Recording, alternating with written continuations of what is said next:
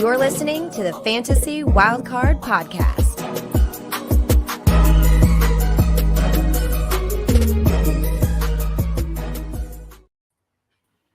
Hello and welcome to the Fantasy Wildcard Dynasty Show. I'll be your host this week, Ali. You can follow me on Twitter at FFDynastyGrill.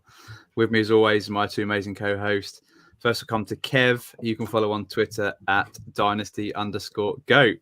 Kev, how are you doing tonight? I'm sure you are a bit happier because of maybe the weekend's results. What do you mean, Ali? Yeah, I feel extremely happy about Philly advancing over the Giants, but just the weekend as a whole, like the 4 games were all fantastic. One of the best weekends of playoff football I can remember from recent memory. But yeah, just in a really good place, sorting out a couple of orphans for a commission that abandoned. But yeah, other than that, just keeping my head down and trying to get in some prep for the rookies and the dynasty landscape. Thank you. Yeah, there's a lot of exciting stuff coming up for sure. And with that, I'll bring in my other amazing co-host, Matt, who you can follow on Twitter at MattFFDynasty. Matt, how you doing tonight? Yeah, I'm not doing too bad, thanks, Ali. I'm glad that you got the tough questions out of the way early to Kev about the weekend's action. Obviously, I've got to give it to Kev and his Eagles. Yes, well done, Kev, for the Eagles progressing. And I'll be honest. To be honest, I'm just happy that the Giants made it to the playoffs. I think that was a big achievement for the Giants. I don't think anyone really expects us to even get there. So the fact that we got to wildcard, managed to win a game as well in the playoffs, something we've not seen for a long time as Giants fans. So I'm not too upset, I'll be honest. And I was prepared for Kev to come in all guns blazing, but he's been quite gracious in victory. So yeah, I'm feeling really good. Thanks, Ali. I'm glad you two can still be friends after the weekend. Yeah, it was awesome action, and yeah, as you mentioned, Matt, I think you can be really proud of the Giants what they've done this year. Brian Daboll for me is coach of the year to get the Giants from where they were into the playoffs to make Daniel Jones look as fantastic as he is, and I think you've got a bright future for sure. Hopefully. So with that, we'll move on to today's show where we're going to be reviewing our hits and misses from the 2022 season. And then we're going to give some dynasty advice moving forward as we are a dynasty show. So without further ado, I'll go on to Kev's first hit of the season. And we're starting at the tight end position. Kev, over to you. Yeah, I mean, I just thought let's get it out of the way. It was my wildcard selection for this season, someone that did actually rise in value as the 5th best wildcard selection we had this offseason for all the guests on the show, and it's David Njoku, a guy that I've been talking up for many years and waiting for that big breakout. I think you look at the bare numbers, tight end 11 on the season, tight end 8 in fantasy points per game. It's not amazing numbers, but where he was projected to go in the offseason, sort of in those low teens towards the 20 range. So yeah, I just felt that with sort of the athletic profile he's got, the fact that he had a massive contract, I think it was top 5 in tight end contracts, plus Deshaun Watson coming in. I think that's the reason that I was really in on him to make a leap this season. I think a lot of people were dampened by the fact that Jacoby Brissett was going to be his QB for most of the year, but actually Brissett's been an awesome QB for tight end. He's really targets the tight end. So really pleased with Njoku's season. He had 4 top 8 finishes in which was half of the games without Deshaun Watson. So that is the big question for me with Njoku to continue this rise up the best ranks. What will he do with Deshaun Watson? Because being honest, it didn't click towards the end of the season. I thought it would have been a sort of continuous growth in his output, in his dynasty ranking. It sort of plateaued out towards the end. So will he get on track with Watson? I would assume so, because Watson was rusty. It wasn't just Njoku affected, it was the whole offense. But yeah, I think keep trade cut, tight end 18 when made the prediction of him being wildcard. He's moved to tight end 10. I think dynasty wise, tight end 10 is not somewhere I really want to be. So I think he will be someone that I'm either looking to hold a little bit and pivot up into the next tier, or to go even lower in the tier, just look for an athletic profile that's going to get opportunity and really take advantage of that. So plenty of I've got plenty of Njoku shares. Some I'll keep, but I will be looking to pivot on a lot of them. Yeah, I mean, I always love these shows where we get to pat ourselves on the back. And Kev, I've got to give it to you. I think your analysis, the way you attacked going for Njoku in the off season was spot on. The process was correct, and obviously you've been rewarded with that. He's looked great. We love these big athletic tight ends. Somebody that's just got paid as well. Everything just seemed to fit nicely. And then Deshaun Watson coming back was obviously going to be the icing on the cake. Like you said, it didn't quite click at the end of the season when Watson come in. But I'm like you. I think long term, I feel like we're going to see better days from Deshaun Watson with Njoku at tight end. So I think, in Dynasty long term, while tight end 10, it's in that range, isn't it, that we tend to be nervous about. But I still think he's pretty solid value. But like yourself, I'd maybe look to move up. But if not, I'm not too concerned having him as my tight end one. Yeah, certainly pats on the back for you, Kev, because you've been on David Njoku for a while now, and I must admit I was surprised to see the size of the contract that he was given. It certainly shocked me at the time, but that his athletic profile certainly is up there in terms of the tight end position. And yeah, I bought into Njoku last off season, so I have to say big thanks for that, Kev. It certainly worked out. And I think the fact that Deshaun Watson has struggled when he came in, I think that's going to help keep Njoku's price down just a little bit. He didn't have them big games when Deshaun Watson came in, so it's helping to keep his price down. And at tight end 10, I think you have to have some exposure to David Njoku. I think he's someone that can propel himself maybe 2 or 3 or 4 spots higher in the tight end rankings, but certainly is also in that massive tier where you can rank him between tight end 10 and tight end 20 something is a very similar tier. So I think it's good to have a couple of shares of Njoku, but I'll certainly be looking to pivot up if I can on the back of a really good season. So yeah, well done, Kev. Pat on the back for you, and we'll move on to giving Matt a big pat on the back for someone that he was talking up a hell of a lot last off season. So over to you, Matt.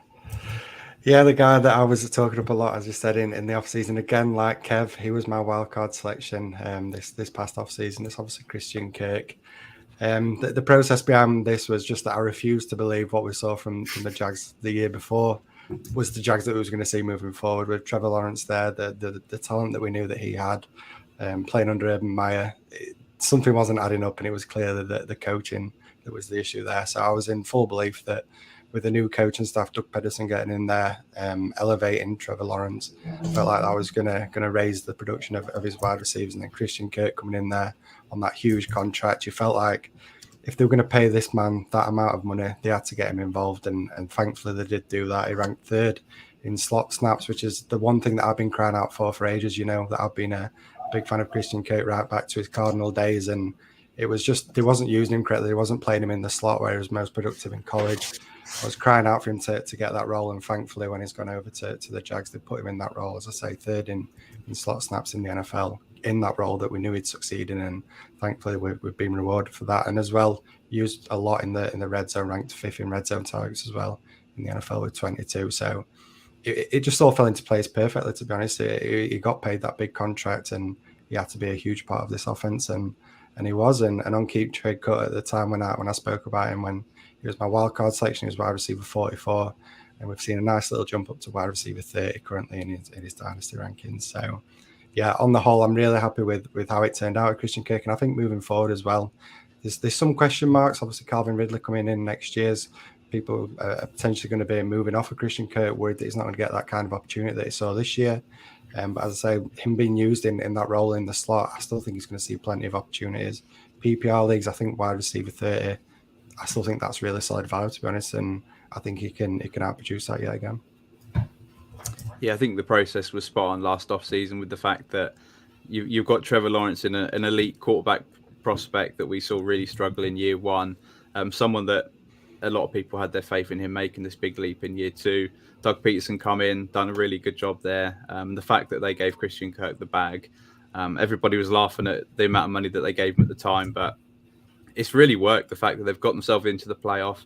He was their number 1 wide receiver, had a really good season, and yeah, deserves all the plaudits. And just moving forward, I think wide receiver 30, I still think that he's really quite undervalued in terms of his age, his contract that he's got. And as you mentioned, everyone's thinking that Calvin Ridley's going to come in and just be the Calvin Ridley we saw in the days of Atlanta. It could take some time to get used to being with Trevor Lawrence in a completely new offense. So I think there's going to be value come this offseason with Christian Kirk. And yeah, I'm certainly happy to pick him up in a couple of places. And yeah, because he is still undervalued. Yeah, I've got to say, well done, Matt. I remember a few years back when we had Bean Counter on and he was talking about Christian Kirk, and I wasn't really there. And I think I've been late to the party, probably the last out of us three to fully get on Kirk. But following your wise words and your wisdom, I was on him this season. I think following the money, thinking that he was going to be the main target, he's proved to be right. But I was a bit shocked that both him and Zay Jones are top 25 wide receivers this season. But that's actually something that I think is really promising for him with Ridley coming in. You'd expect that maybe Zay Jones to drop off. It shows that Lawrence can support 2 top 25 wide receivers. And the people that were saying about the money, about giving all this money to Kirk and to Zay Jones, where are they now? I've not seen anybody come out and say I was wrong on this. So yeah, it's like crickets out there, isn't it? Listening to the people that were giving it big time. They've not really took accountability for that. You know you are. But yeah, I think Kirk were a great selection. I think Dynasty is someone that people will be scared of Ridley.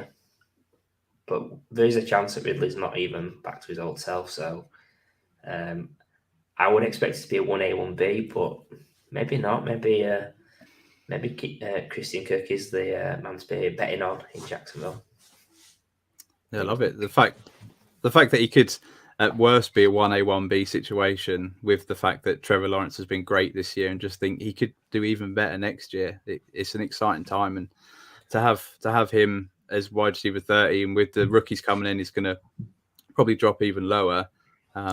Yeah, it could end up being something like we'll talk about the next guy, his quarterback position, and the wide receivers there in Philly with AJ Brown and Devonta Smith. You've got two players well inside the top sort of 15 in Dynasty. Well, perhaps there's room for him to move up, Christian Kirk.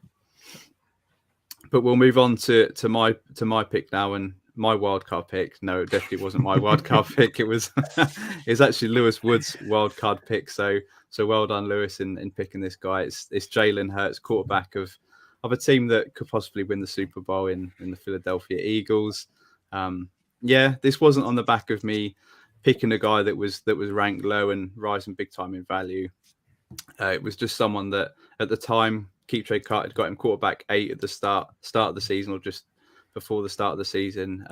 But I was thinking that he can make a tier jump was the biggest movement. So he's moved to quarterback 4 on Keep Trade Cart, where he's my quarterback 3 in Dynasty ranking. So certainly had his question marks in the off season, and it mainly related to him being a passer.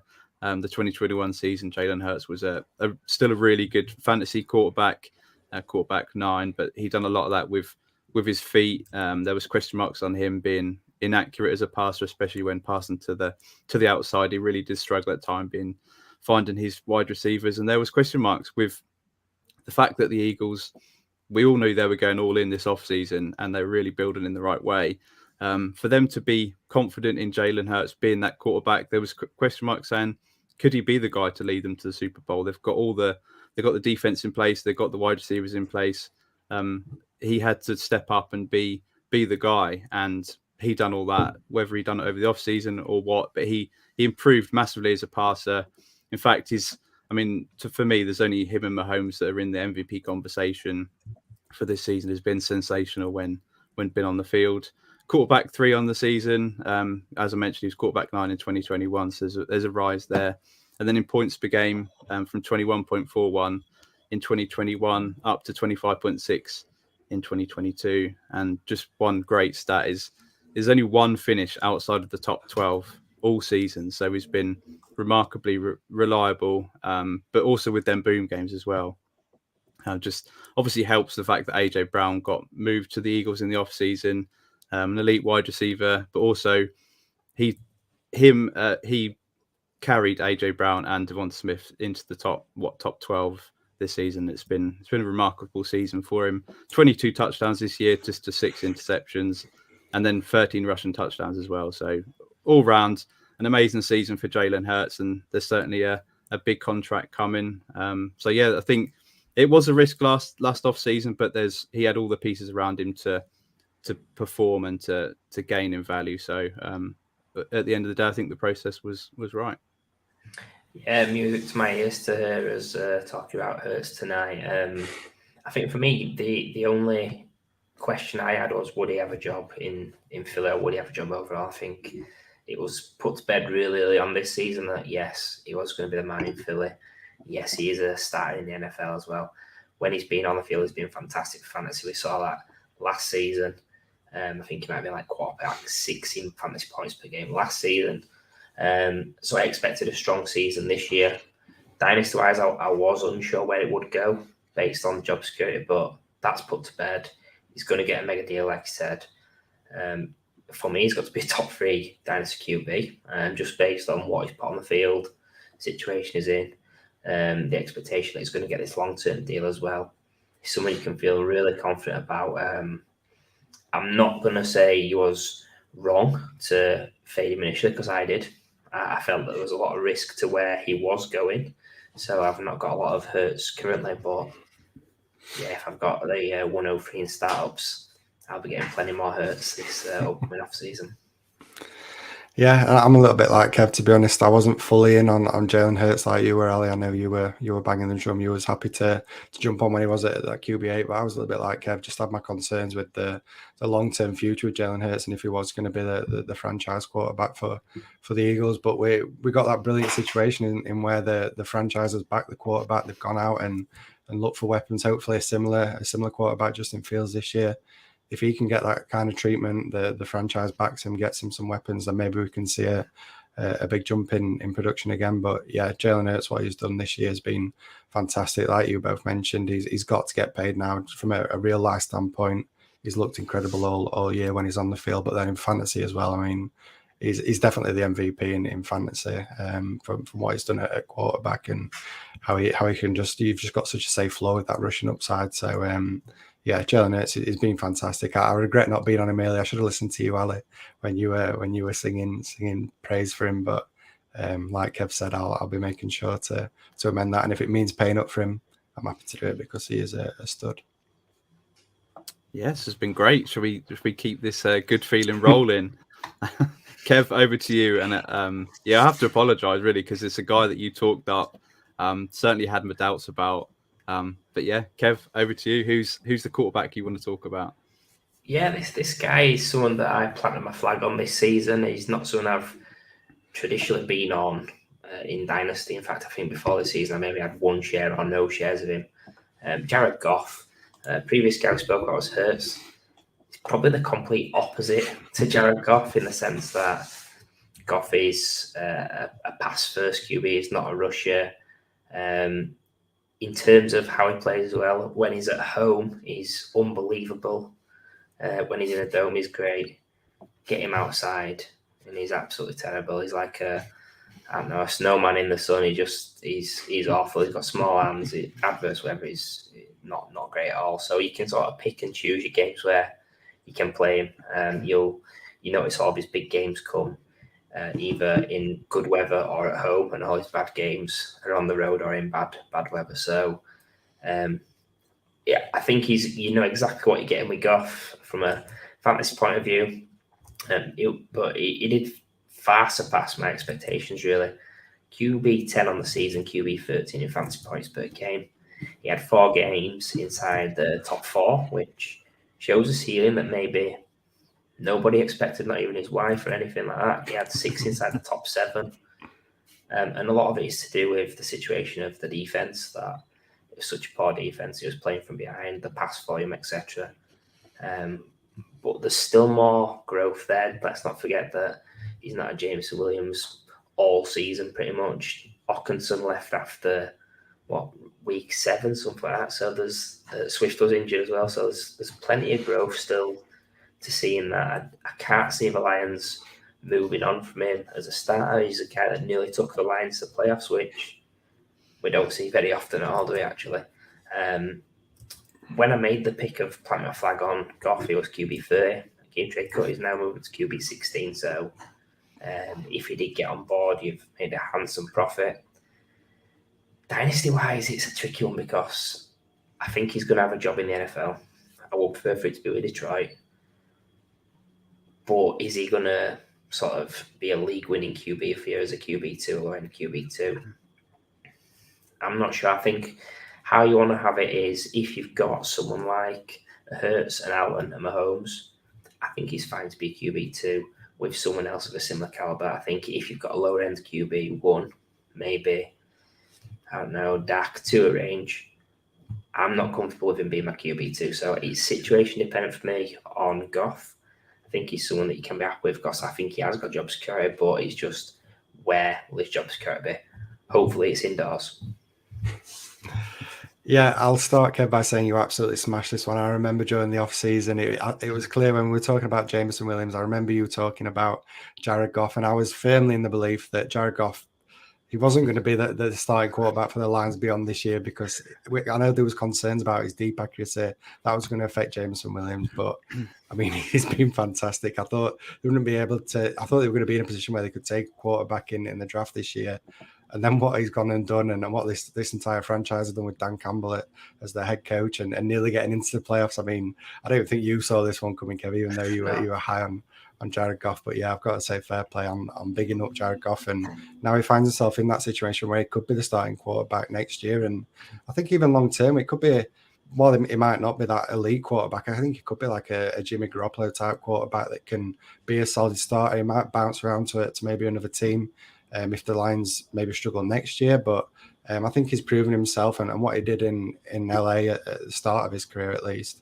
I think he's shown enough that he can be a capable quarterback. So I do think he sticks around the NFL. It's probably going to be one of those where in Dynasty you don't feel great about having a quarterback at certain points, but there's always that solid chance that he's going to be a starting quarterback, whether it be at the start of the year or at least moving into the year if injuries pop up or anything like that. So.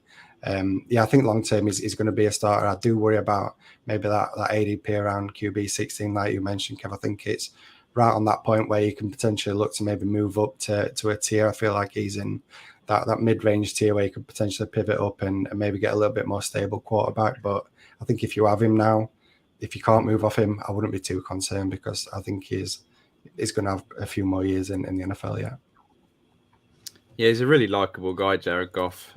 There's always someone that I've thought of when at his time with the Rams that he needs to have everything around him to be someone that works in the NFL. But it's sort of proved me a little bit wrong this year with the Lions, the situation. They put a lot on his shoulders, the fact that especially the start of the year, the defense was absolutely terrible and he was having to throw a hell of a lot more than what he has done in the past. It does help the fact that he did have some decent weapons in Detroit. And it just... yeah, leaves question marks going forward. I have a feeling that they are going to be giving him some sort of deal. I think he is going to be the guy next year. And it's going to be a pivotal year for Detroit. I think they have expectations of competing next year in the division, especially how they finish the second half of the season. I think their defense is going to be much better, led by Aiden Hutchinson, who come on really well the second half of the season. I think it's a crucial year next year for Goff. I think what works in his favor, though, is just the fact if you look around the NFL, there's so many teams that are crying out for a quarterback that have unstable quarterback situations. And I think it's going to continue for at least a year or two. So I do think that Jared Goff is someone that can be safe. Certainly if you had him as your quarterback 2 or 3 this year, it's really helped you out in terms of fantasy. But going forward, I think he can be a quarterback 2 next year. I'd be possibly looking to move off him maybe in the off season or next year if he is that quarterback for Detroit.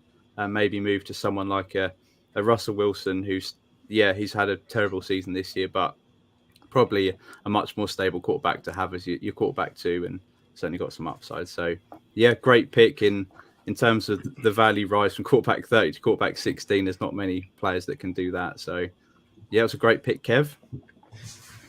Cheers. And now over to Matt's pick, and certainly a guy that is in the conversation for comeback player of the year. So it was a good pick from you, Matt. Over to you. I mean, I feel like I've kind of cheated here having this guy as my hit because I basically bang the drum on him every year. Ever since he's coming to the NFL, I've been banging the drum about this guy, and it's because he plays for my team, and you probably know what I'm talking about because there's only one player that I really like currently on the Giants in fantasy, and that's Saquon Barkley. As I said, I've said it 1,000 times. I think he is the best running back in the NFL when healthy. The problem is we just haven't had that at health the past couple of years. He's probably been my miss for the past 2 years because I'm always super high on Saquon Barkley, and obviously the injuries have derailed things. But this year, I was confident that if he was healthy, he was going to be the guy, and thankfully we've been rewarded with that. As I say, we know that he is the star of this team when he's healthy. You know that he's going to see plenty of opportunities, and thankfully that happened this year. Ranked third in opportunity share amongst running backs, ninth in routes run, and fifth in target share. So just that all-round solid running back that's getting looks in both the rushing game and the receiving game. I mean, I don't really have to say too much more about Saquon Barkley. We know what a study was, and it all just came down to the health. And I think people were maybe scared about what happened last year, but yeah, he's completely overcome that. He's become the star running back that we all know now. And I think moving forward is where the question marks now begin to be asked. Just looking back on Keep Trade Cut, he was RB10 when I mentioned him throughout the offseason. He's probably went a little bit high, a little bit low because I was mentioning him throughout the offseason, but he's currently RB5. So he's seen a nice little bump. As I say, there's just question marks now looking forward in Dynasty. Does he stay with the Giants? Do we pay him? It sounds like we've already made him one offer that he's turned down. So maybe he's looking for more money than what the Giants are prepared to pay him. We know that the Giants have got other needs. It's not just a case of if we keep Barkley, then we're going to get the playoffs again next year. So there's definitely question marks. And with that, there's a bit of uncertainty in Dynasty. But I think wherever Saquon goes, we know the talent. I think he's going to be the stud. And as I say, in fantasy, with that receiving work, that ability that he's got in the receiving game, and with the overall talent, I'm not too worried, to be honest. He's still young enough where I think RB5's a fair price. It's in that range of somebody like Christian McCaffrey, who's, again, similar to Barkley, struggled with injuries, but this year looked fantastic and showing no signs of slowing down. So, yeah, I think moving forward, RB5 is probably about right where the value is. And to be honest, I think he's still got 3-4 years left of elite production in fantasy. Yeah, I completely agree. And Saquon Barkley is someone that I've actually felt quite sorry for the last 2 or 3 years. He is basically the Giants' offense, and all the defenses know that he is the Giants' offense. Everything runs through him. If they stop him, then they've been stopping the Giants. And I think the Giants certainly have been crying out for some decent wide receivers just to take the pressure off, so that they can't load the box and try and stop him. I mean, really, since back when he had OBJ, they've not really had anyone decent. Obviously, superstar Kenny Golladay hasn't worked out. But yeah, Saquon Barkley is a fantastic, amazing player. He's for me the best pure runner in the NFL, the best running back. He's just been stuck on a team where the offense really hasn't got going for the last couple of years. So yeah, going forward, I'm not too fussed where he ends up, to be honest. He's going to be the feature.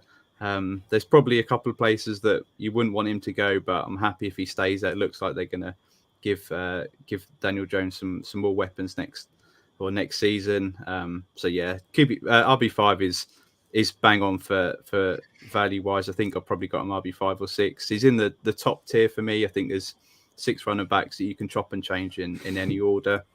So the move to make is really if you can pivot sideways from him to another one in there, say an Austin Eckler, and just try, if you can, gain a bit of value. Maybe someone looking at Austin Eckler as an older running back. If you can gain a little bit of value on top of that, that's the move to make. But yeah, fantastic player, and to be honest, not that fussed where he ends up this offseason because he's young enough. He's shown that he's back from injury this year, that he's going to be great going forward. Yeah, I think with Saquon, you've got to be considering him in the same tier, the same area as CMC and Eckler. Obviously, he's a little bit younger, but I just think with where he is now, the type of offense, the receptions wise, despite him being younger, I think he's not going to see the same ceiling as those 2 guys would in this situation. I think if his situation changed and it was made back to the times when he was getting 100 receptions, yeah, he's got to be above those 2 guys with the age factor. But I think someone that obviously with his age, you've got to have him on your contending teams. If not, I wouldn't be selling now. I think you're not going to get market value at him. It's when you've got to wait till middle of next season to move to get your full value. Yeah, well said. We'll move on to the final hit of the night, and it's I'm not going to beat around the bushes. It's Dameon Pierce is my hit for the season. Again, I'm not going from someone that's had a massive value rise from the start of the season, but I was on him from the rookie draft. I was picking up plenty of shares of him in that second round, ahead of some of the wide receivers, and yeah, it certainly. People look upon his draft capital, his day 3 draft capital. Most of the time, that equals a bigger void in terms of running backs, and putting too much stock into running backs like Michael Carter. Didn't want to bring him up, but Had to get that in there, it's the classic example of a guy that does well for a season, and then you can get replaced. But I see it slightly different for Dameon Pierce, and the fact that he is on a team in the Texans where he came in. There was about 55 running backs in that room, but none of them were as talented as Dameon Pierce. They were all older guys that they were just bringing in off the market, playing bit parts. But I was hoping that Dameon Pierce, it would open up for him to be that lead guy, and it was the case in the end. So the argument for him was I did like him pre-draft. Actually, Kev, you were the highest on him pre-draft. You were one spot ahead of me. But then post-draft, I've moved him up to my RB3. Behind the two big guys in Walker and Breece Hall. So yeah, that's the process. And then, yeah, he's had a fantastic season. He took a lot of people by surprise. He just certainly helped the Texans win a couple of games. He was pretty much their offense going forward, especially against some of the harder teams as well. He got some really, really decent games under his belt, some 100-yard games. And he flashed himself as a catcher as well. But just looking forward, obviously, when there's a new coaching regime coming in, there's also risk involved. So the Houston Texans, you don't know what the coaching staff are going to be like. They obviously didn't draft Dameon Pierce. There's always risk involved there. What direction are they going to go in? But my argument going forward is the Houston Texans, there is so many holes on that roster that running back is someone that I'll be very surprised if they address that in the draft. They've got plenty of cap space. They could address it in free agency, but they're not a team that's ready to win now. So I'd be surprised if they landed a big fish in free agency. Dameon Pierce is running back 17 on Keep Trade Cut now, which is a small jump from where he was at the start of the season. I think I'm happy at RB17. I think it's fair price.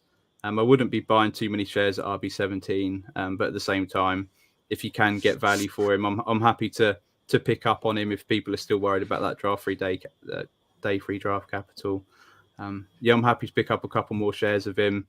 I think again, you want a little bit of exposure, but not too much in a guy that went on day 3, because it can all crumble around you.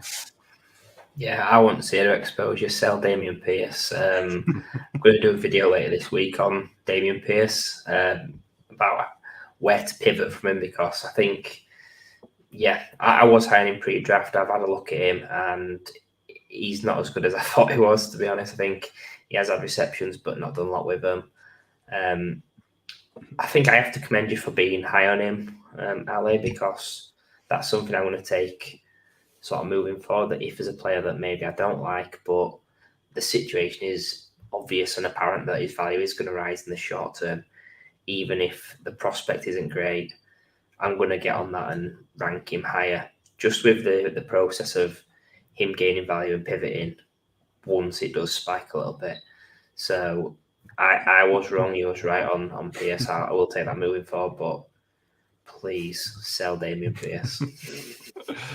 Yeah, you both mentioned how you were both fairly high on Pierce after the NFL draft. I never really got on that train of being high on Dameon Pierce. I really struggled to get behind him. And Ali, you mentioned Michael Carter, and it's kind of funny because I learned from that process of what happened with Michael Carter, obviously that day 3 running back. That's where my concerns come with Dameon Pierce. But then on the flip side of that, I did manage to get some shares. But as I say, with what happened with Michael Carter, we saw that boom in value when he got that opportunity early.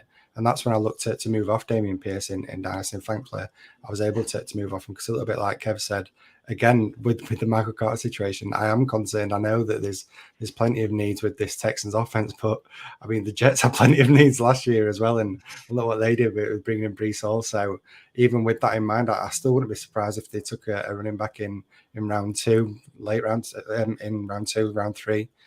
That could still be a guy that could easily supplant Dameon Pierce. So, like Kev said, I'd probably still be looking to move off RB17. It's kind of, I think it was a lot higher than that during the middle of the season. Now it's kind of tapered off with a slow finish to the year. But yeah, like Kev said, I'll be looking to move off because I've been burnt once and there ain't no way I'm getting burnt again. So yeah, I'll be looking to move off in Dynasty. Oh, I'm ready to be heartbroken. I'm ready to be hurt. You get to feel my pain.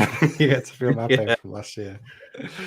And talking about being hurt, we'll move on to the misses. And this one's going to hurt Kev for a guy that he was talking up a lot last off season. So over to you, Kev. Yeah, this does pain me to talk about this guy. I think I was very open about my affection for him. It's Juju Smith-Schuster of the Chiefs. Someone I missed on. I was super high on him. I had him in my top 20 Dynasty rankings, which, looking back, with him being ranked sort of where he was, it was a stupid thing to do. I didn't have to rank him there. I could have ranked him maybe 30 and got him in most of my leagues anyway. So I wasn't taking him there, but I just think my rankings were pretty poor. Looking at it, wide receiver 27 on the season, wide receiver 37 in fantasy points per game. It's not horrific for a guy that was wide receiver 38 at keep trade cut and is now wide receiver 42 at keep trade cut before and now in relation to the season. But I had such big expectations for him. He did have a couple of injuries where that's factored into it, but even without the injured games, he's still wide receiver 33 in fantasy points per game. I think the big thing that stood out for me with Juju not hitting is his touchdowns. The fact that Patrick Mahomes threw for 41 touchdowns. Juju caught 3 touchdowns out of 41. The wide receiver one, obviously not Kelsey, caught 3 touchdowns, which is mind-blowing. In previous seasons, he had 9, 7, and 7. So if he was nearer to those numbers, it's a better performance. It's probably where I would have expected him to be. So I guess, like you mentioned about you getting hurt, Ali, I'm going to get hurt again on Juju because I feel that we've not seen the full potential this season with Mahomes. He's on this 1-year deal. I think he'll end up moving on. I've looked at the free agent wide receiver class, and he is the best wide receiver on the market. He's going to make a ton of money, so it was a smart deal for him to take less money now, I think. But yeah, he could end up anywhere. So he's one of them where it's risk reward. He has shown it in the past. It's my affinity to him that, yeah, I'm going to get hurt again. Or I'm not going to get hurt again because I've got him in most leagues anyway. But the ones I've got, if there's a nice pivot, I would love to get off him, but I don't think there will be. So I will be sticking with Juju in most places. Yeah, it's a funny one with Juju because he's a guy that I've liked ever since he come into the NFL. Really, he's been a guy that I really like in terms of what he can do in fantasy and how he's produced on the NFL field. And then Kev, with you hyping him up all off season, it was kind of pushing me towards going more in on Juju. That I obviously the one thing that I always had as a big concern was it was just that 1-year prove it deal, and while that can be very beneficial, and we knew the perfect landing spot he was on, it was just that situation. If it didn't work out this 1 year, then we could be looking in a real mess. And that's kind of what happened this year. Maybe not to the severity of where he's absolutely crashed and burned. I think overall it's been a solid year. But yeah, with you getting super high and Kevin and bumping him up your rankings, it kind of feels maybe a little bit more painful than what the average consumer that paid his actual ADP maybe felt. So overall, I don't think it's a terrible miss, but I think it's definitely an interesting one looking forward. Like you mentioned, you're spot on.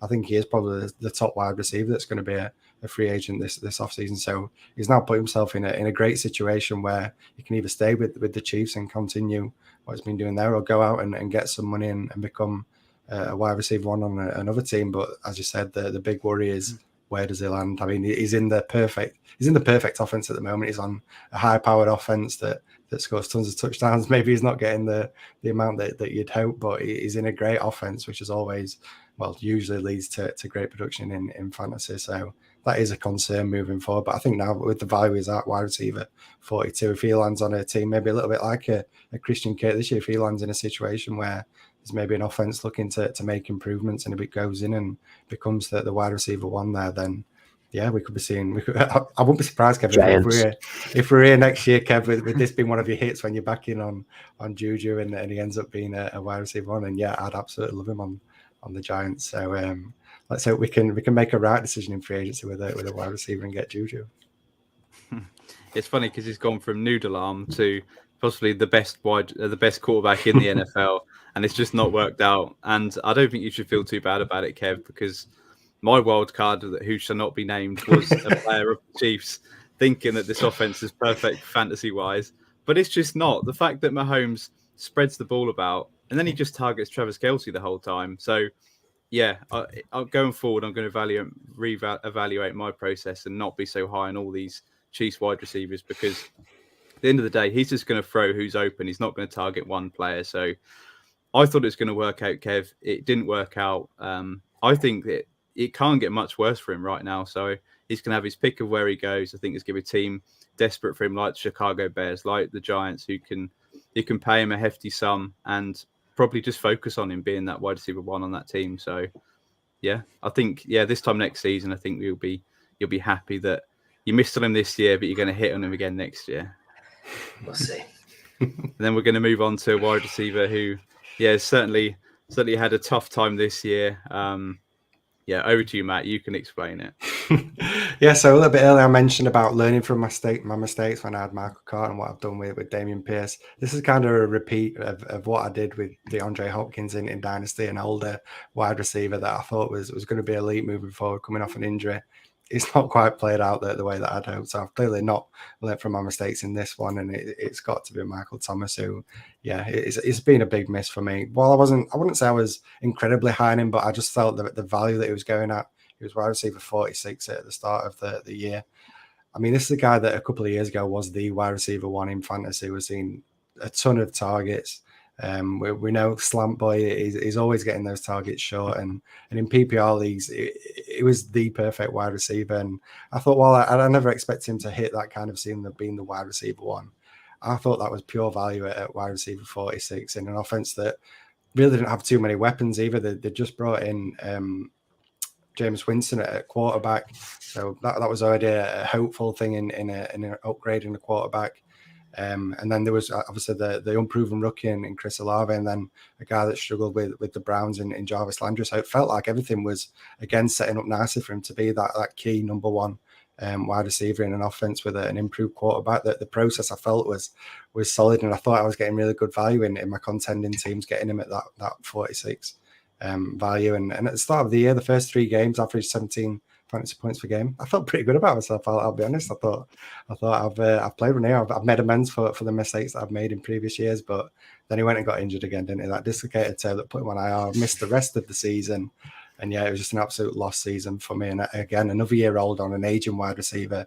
This is the issue that we've got here. These aging wide receivers that are struggling with injuries. If they miss another year, it's another year gone, and that's another year close to that downturn in fantasy production. So. An absolute miss for me in Michael Thomas. And now that it looks like they're restructuring the contract, it looks like that he's going to be moving from the Saints. He's currently ranked wide receiver 69 on Keep Trade Cut. Hey. Nice. Am I back in again at that value? I mean, if he lands somewhere and he does become that wide receiver one, I feel like it's cheap enough that you don't mind it on a contender. It's maybe worth the risk, but overall, this was definitely a miss for me. Yeah, it's a miss, but certainly can forgive you the fact that he was wide receiver 46, really low ranked for what the talent is. He's wide receiver, that he had that massive wide receiver one season, was it 2019, and then really struggled since. But yeah, certainly fooled me as well. I had a couple of shares, bought in a couple of shares last off season at wide receiver 46, thinking that he can't possibly go any lower, and he has the talent and possibly the offense to go higher, but yeah, I mean, what is wrong with him? Dislocated toe, then goes on IR. That's pathetic. But yeah, you shouldn't feel too down about that, because it was a miss for me as well. Yeah, I'll just echo what Alex says. I think you are being harsh on yourself. He was flying those first 2 games, looked like it was old MT. And then he got injured. I think I'm out on him in Dynasty because of his age and what he's actually put on the field the past few years. But at the value he was going, I don't actually think it's a miss. Oh, well done, Matt. I've got a hit on my miss. I'll take that. We'll certainly move on to a massive miss now in mine. A guy that was coming into year 2 thinking that he's going to take that big leap, but boy was I wrong. It's Elijah Moore from the New York Jets. Keepsake Cut had him wide receiver 16 at the start of the season, which I thought was probably fair. There was scope for him maybe to move up. I loved the fact that he flashed some big games in 2021. I think I remember a game against the Cowboys. He had a massive game. I thought, hello, this is a wide receiver here, possibly the wide receiver 1. But no, it turns out it's probably my biggest miss since, this season in Allen Robinson missing again. But yeah, it's certainly a big miss for me. Elijah Moore. I've had to move off and I sold him for not too much this season. But yeah, apart from flashing them big games in 2021, he came into 2022 looking like he could still be the wide receiver 1. Obviously, Garrett Wilson was drafted really high in the offseason, but I still thought that at least he's going to be a 1A, 1B situation, but it's just not turned out that way.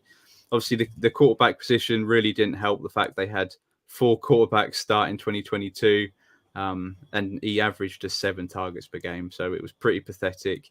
It all came to a head halfway through the season in week 7, where he actually requested a trade, where he was then sent home.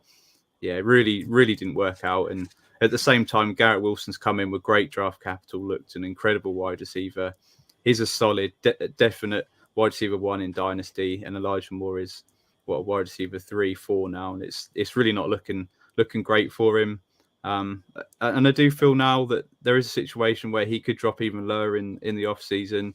Depends on what happens with him. With the rookies coming in, I think that he can drop lower, and he's possibly going to be a value. But you're thinking at the New York Jets, they're certainly due a quarterback upgrade, whether it be they go after Aaron Rodgers or Derek Carr or some veteran wide receiver. You just hope if you've got Elijah Moore and you're holding him that is the case, and that can sort of jump up his value and really start his career off again. Yeah, bit of a shock on this one, Elijah Moore. I thought he had a chance to be as good as Garrett Wilson this season as a 1A, 1B, but that never materialised. I think the lack of chemistry with Zach Wilson was pretty shocking. I think maybe Zach Wilson's tried it on with Moore's mum and it's not gone so well, because that's all I can put it down to, that he's maybe not that success. But yeah, Elijah Moore, where he's going at with how Wilson's performed, I think it's one of those, it's a risk reward type of thing, but I don't think the upside's there that we thought that was there initially. So I actually think the market will be higher than wide receiver 40, just based on him being a young wide receiver that did well in his rookie season. Yeah, I think we're all in the same boat, to be honest with Elijah Moore. I expected him to at least have, if not equal, maybe even a greater role than what Garrett Wilson did coming in as a rookie. I thought he was going to continue to maybe be the wide receiver 1, and maybe further down the line in the season that Garrett Wilson would start to take over. But really, we've not had anything, have we, from Elijah Moore this year? So it's been a real tough one. And as you said, with his value being as high as it was at wide receiver 16, it's been an absolute pain this year, the fact that he's yet to get anywhere near the value that you've had to pay for him in Dynasty. And I think now we're in a situation where maybe it could be worth taking another shot on. Like you mentioned, there's that potential of an improved quarterback play. Depending on which quarterback comes in, maybe you can see a peak in value again. But like Kev touched upon, I think maybe the ceiling is not there that we hoped for Elijah Moore. So while I think his value is fair and probably maybe somebody you could target for cheap, I don't think you're going to get him for that price. And with that, he's probably not somebody I'll be able to acquire this offseason. Yep, agreed. We'll move back to Kev for your miss, and someone that I think we all probably missed on last off season. Yeah, I'm going to say I'll put my name to it, but it's a team miss this one. It's Antonio Gibson, running back 27 on the year, running back 29 in fantasy points per game. Previously, he was running back 13 and 12 in his stats of his NFL career. So someone that we was all really high on. For whatever reason, he didn't get the work this season. Even when Brian Robinson got shot, he did well, but not as well as we expected as a potential top 10 running back in the league. I guess looking back further though, we could have maybe seen this coming. Looking back to his first 2 seasons, running back 19 in fantasy points per game both those years. So he's actually performing in the season stats based on health. So yeah, that's something I'm going to take him forward. Fantasy points per game is going to be something I'm going to use to really understand who's performing well and who's being healthy. Keep rate, I've got him running back 32. Start of the season was running back 31, so not a lot's changed. I think, yeah, he's got a year left on his deal, then it's a free agent market. I can't see it being promising for him in Washington. But then again, you've got to have a lot of luck as to where he goes at the end of next season. You've got to hold him this season. He's not someone I'm targeting. I think you're in a really tough spot with Gibson. I don't know how you sell him at value. So yeah, it's a bit unlucky. Sorry if you followed our advice. Yeah, people are probably laughing, thinking, well, he's gone from running back 31 to running back 32. I mean, how's that a miss? But I think because we've been on him for so long, if you probably looked at where he was ranked before the NFL draft, before Brian Robinson got selected, he was probably right up there as an RB1, maybe back in running back 12, something like that. So that's probably where the miss comes from, because we have been eyeing him for quite a while. And yeah, maybe we shouldn't have been so bullish on him. I know I wasn't super keen on Brian Robinson when he came in. I didn't think he was going to be a solid running back. I thought he might be a goal line back at best, but the fact that he basically took over the early down work, Antonio Gibson got some looks in the receiving game as a third down back, which is kind of what we've been hoping for with Antonio Gibson, getting those receptions. I mean, we know all the backstory that he was a former wide receiver. Why is he not getting the looks in the receiving game?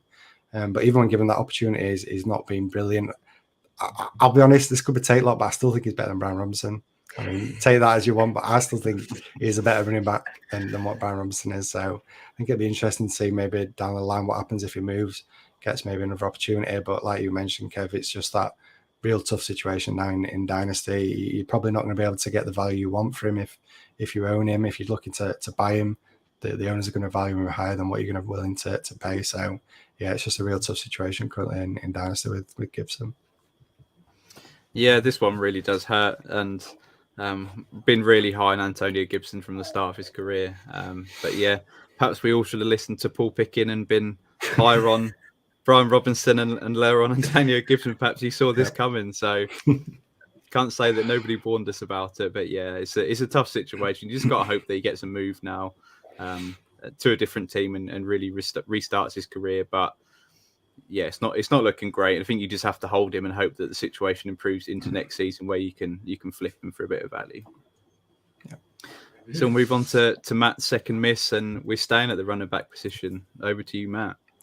Yeah, I mean, you two were really nice to me about my first miss, but this one is definitely a miss. And I think any abuse that you want to give me is more than welcome, because it's Chase Edmonds. If you follow me on Twitter, you'll all know this is probably my biggest miss of this year.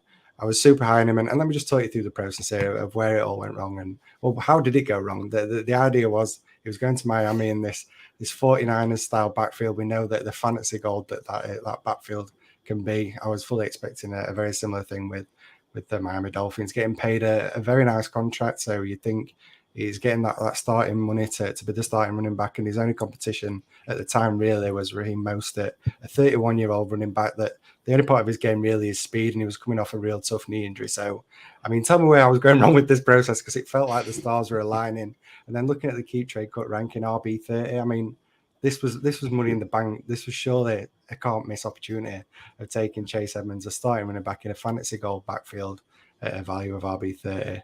It did not play out the way that I saw. Raheem Mostert come in with his banged up knee and still put Chase Edmonds to shame. So much so that he got booted off the team halfway through the year, despite getting paid a contract, going over to the Broncos, unable to do anything over there at the Broncos either, and currently finds himself as the RB72. Basically non-existent now. So, wow. I mean, this is a real fall from grace for me. And as like we talked about earlier, I probably ranked him higher than RB30. In fact, I know I did. So, yeah, this is a huge miss for me moving forward. I don't even know. Is he even going to get another opportunity? Because I don't think he will, to be honest. Yeah, it's a tough one with running backs. We don't know whether they're going to get another chance from where they are. It's not looking great. But again, I don't think you can feel too bad about it. I think the stars aligned. I think it made sense. The fact RB30, follow the money. We know that he's flashed in positions before. I thought he had a great chance of being at least a big role on that offense, but it just, for some reason, it wasn't to be.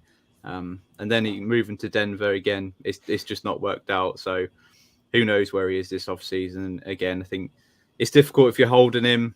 I mean, is he a player that you can drop? You probably have to hold him and hope that position improves for him. But yeah, now at the RB72, it is a miss, but I was certainly there with you, Matt. Yeah, I just think a couple of takeaways. First of all, when you've got a new coach, it doesn't always go as you plan, because you've got nothing to sort of judge it on in sort of past previous experience. Second thing is that the coach came from the 49ers, who before McCaffrey, they would play any running back that's good enough, irrespective of draft capital. We saw that with Elijah Mitchell, we've seen a load of guys like Mostert. So yeah, we could have maybe predicted, but I think following the money, I mean, everyone would have thought Edmonds would be the main man, not bloody Mostert or whoever, Jeff Wilson, Salvin Ahmed. Yeah, it's difficult because that backfield has always been gold for fantasy if you can get it right. And following the money, following everything else, it just, it proves that you can be wrong about some things. But yeah, we're all in that boat together. And we'll move on to the final miss of the night, and it's my guy, and we're staying with the running back position. A guy that's been brilliant for fantasy down the years, and thought that he still had a good solid season in him. But no, it's Kareem Hunt of the Cleveland Browns currently. Keep Trade Cut had him RB24 at the start of the season. He's had a really difficult season. He's now up to the RB39 now. And I mean, just looking at last season, he had a really bad injury hit season. But before he got injured, he was the RB9 through the first 6 weeks. He was catching the ball. He was looking really like a 1A, 1B situation with Nick Chubb. But for some reason, this season, they just don't fancy Kareem Hunt. His opportunities really disintegrated after week 5. He started the season well, but after week 5, he only averaged 5.6 rushing attempts per game. And with that, we know Kareem Hunt is a great pass catcher running back, but he only averaged 2.1 targets per game. It was a bit of an odd situation for me. He was someone that I was taking late in drafts. He's someone that I have a little bit of in Dynasty, and I was quite excited for him to be sort of an RB3 on my teams. Just provided no fantasy points for me. They used Nick Chubb the whole time. It was him who had all the work, and fair play. He looked really good this season, but Kareem Hunt really fell away. And just looking now, he's a free agent now, so we'll be interested where he goes. He's going to be 28 years old when the season starts. So trouble is at RB39, he's probably bringing me back in a little bit. I'm excited to see where he lands. I still think he can play a half decent role on a team going forward. So I don't know. It's not a big miss, but I'm certainly disappointed with him.